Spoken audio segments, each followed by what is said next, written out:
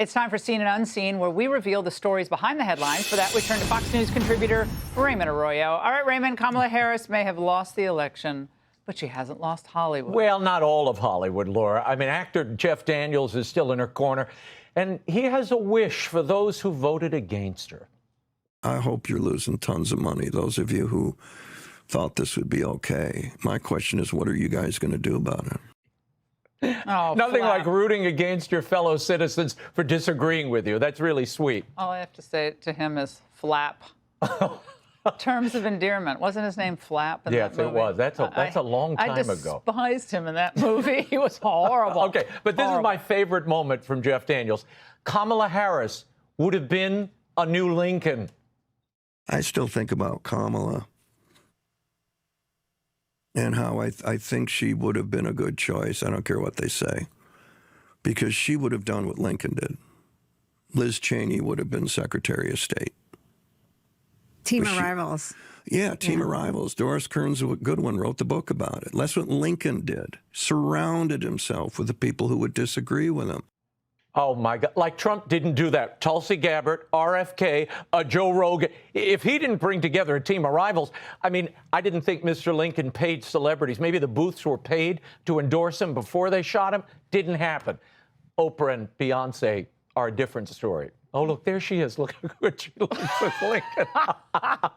No, when I think of Kamala talking about those school buses in space, I think of Lincoln's farewell address. Oh, no, sorry, that's Mr. Daniels aside, Fox caught up with Kamala's old flame and mentor, Willie Brown. He doesn't think she should be the next Lincoln or even the next Nixon. She may not want to run for governor of the state of California. That may not be where she should be going. I think it's going to be difficult for her to win that job. Wow, only 41% of Californians in a new poll support her over an unnamed Republican.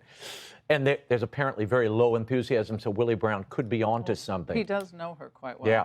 Well, finally, you played that F chorus earlier, Laura. They were reacting to the cancellation of Colbert's show. Well, now Sunny Hostin is exposing what's really going on, really going on. If it is political, then everyone should be concerned. This is the dismantling of our democracy. This is the dismantling of our Constitution. If we find out it is political, what are we going to do as a country? We must protect our Constitution and we must protect our democracy. Wait, canceling a show that loses $40 million a year is canceling democracy now? Oh, okay, Sonny. Where were they when Conan O'Brien's show was canceled or James Corden? Was that the end of the Constitution? Nobody said a word. And just, look, political satire is alive and well. Paramount, the company that fired Colbert, they just signed a $1.5 billion deal to stream South Park. And they gore every ox in the stable. So I think Sonny's off. By the way, Sonny's blue. By the way, we start with the trade deals and AI and end with Sunny Hostin. That's really quite an arc of a show. And Willie Brown. And I said Lincoln had a farewell address. His farewell address was cut short. Right? Yeah, that was in the theater. All right, that's it for us tonight. Hey, Sean Hannity here. Hey, click here to subscribe to Fox News YouTube page and catch our hottest interviews and most compelling analysis. You will not get it anywhere else.